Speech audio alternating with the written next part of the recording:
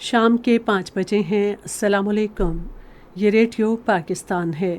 عمرانہ ناہید سے خبریں سنیے۔ پہلے اہم خبروں کا خلاصہ۔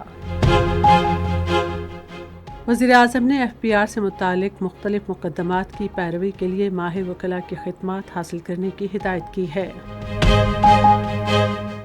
وزیر خزانہ نے کہا ہے کہ حکومت معیشت کو ترقی کی راہ پر گامزن کرنے کے مقصد کے ساتھ استحکام کے عمل کو مزید فروغ دینے کے لیے پرعزم ہے۔ پاکستان نے امریکی ایوان نمائندگان میں منظور کی گئی قرارداد کو اپنے اندرونی معاملات میں بلا جواز مداخلت قرار دے کر مسترد کر دیا ہے۔ آج غزہ میں اسرائیلی فوج نے 11 فلسطینیوں کو شہید کر دیا۔ اور اب خبریں تفصیل کے ساتھ۔ وزیراعظم محمد شہباز شریف نے مختلف عدالتوں اور ٹرائبونلز میں زیر التواء ایف بی آر سے متعلقہ مختلف مقدمات کی پیروی کے لیے ماہر وکلاء کی خدمات حاصل کرنے کی ہدایت کی ہے۔ آج اسلام آباد میں ایف بی آر سے متعلق امور پر غور کے لیے ایک اجلاس کی صدارت کرتے ہوئے انہوں نے ٹیکس کے مقدمات کی تیزی سے سماعت کے لیے ان لینڈ ریونیو اپیلیٹ ٹرائبونلز کے ہمراہ کسٹمز اپیلیٹ ٹرائبونلز کی ہدایت بھی کی۔ وزیراعظم نے کہا کہ ایف بی آر اور ریونیو وصولی میں جاری اصلاحات کا جائزہ لینے کے لیے ہفتہ وار اجلاسوں کی وہ خود صدارت کریں گے۔ شہباز شریف نے ملک کی ترقی کے لیے اجتماعی کوششوں کی ضرورت پر زور دیا۔ انہوں نے ایف بی آر کے افسروں اور اہلکاروں کو ان کی شاندار کارکردگی پر اعزاز دینے کے لیے ایک جامع پالیسی وضع کرنے کی ہدایت کی۔ وزیر خزانہ محمد اورنگزیب نے معیشت کو پائیدار بنیادوں پر مستحکم کرنے کے لیے حکومت کے عزم کا اظہار کیا ہے۔ آج قومی اسمبلی مالیاتی بل پر حزب اختلاف کے نکات کا جواب دیتے ہوئے انہوں نے کہا کہ حسابات جاریہ کے خسارے میں کمی آئی ہے اور مالی خسارہ بھی قابو میں ہے۔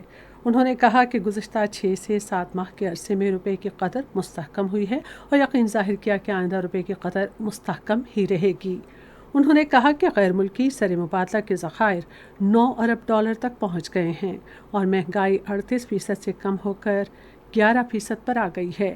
محمد اورنگزیب نے کہا کہ مجموعی ملکی پیداوار پر ٹیکس کی شرح میں 13% اضافہ اور ریاستی ملکیتی اداروں اور توانائی کے شعبے میں اصلاحات نئے مالی سال کے بجٹ کا حصہ ہیں۔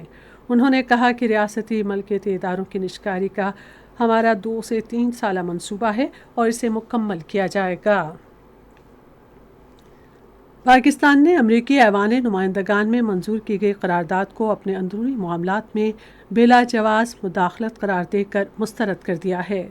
آج اسلام آباد میں ذرائع ابلاغ سے اپنی ہفتہ وار نیوز بریفنگ میں دفتر خارجہ کے ترجمان ممتاز زہرا بلوچ نے کہا کہ یہ قرارداد پاکستان کے سیاسی اور انتخابی عمل کے بارے میں واضح طور پر ناکافی معلومات اور غلط فہمی کا نتیجہ ہے۔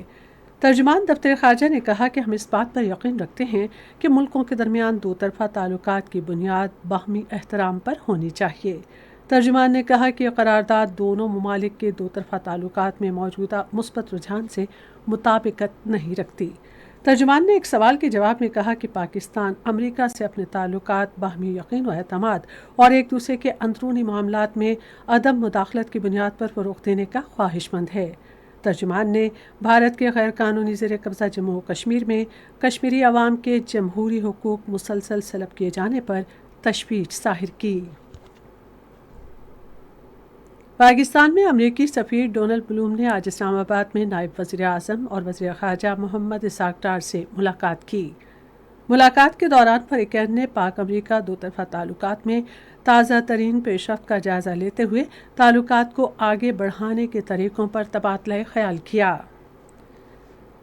پنجاب کی وزیر اعلیٰ مریم نواز نے کہا ہے کہ پنجاب کی منتخب حکومت نے عوامی خدمت کے جذبے سے اپنے پہلے 100 دن مکمل کر لیے ہیں۔ آج پنجاب اسمبلی لاہور میں خطاب کرتے ہوئے انہوں نے کہا کہ یہ مسلم لیگ نون کے صدر محمد نواز شریف کی انتھک رہنمائی اور معاونت سے ممکن ہوا۔ مریم نواز نے کہا کہ موجودہ حکومت نے تاریخی بجٹ پیش کیا اور صوبے کے عوام پر کوئی ٹیکس عائد نہیں کیے گئے۔ رفح شہر کے قریب المعاصی کے علاقے میں اسرائیلی فوج کی فائرنگ سے 11 فلسطینی شہید جبکہ 40 زخمی ہو گئے۔ فلسطینی وزارت صحت کے مطابق 7 اکتوبر سے اب تک غزہ میں اسرائیلی حملوں سے شہید ہونے والوں کی تعداد کم سے کم 37,765 اور زخمیوں کی تعداد 86,429 ہو گئی ہے۔ اور اب کرکٹ، T20 عالمی کپ کرکٹ ٹورنامنٹ کا فائنل کل برج ٹاؤن میں جنوبی افریقہ اور بھارت کے درمیان کھیلا جائے گا۔ میچ شام 7:30 بجے شروع ہوگا۔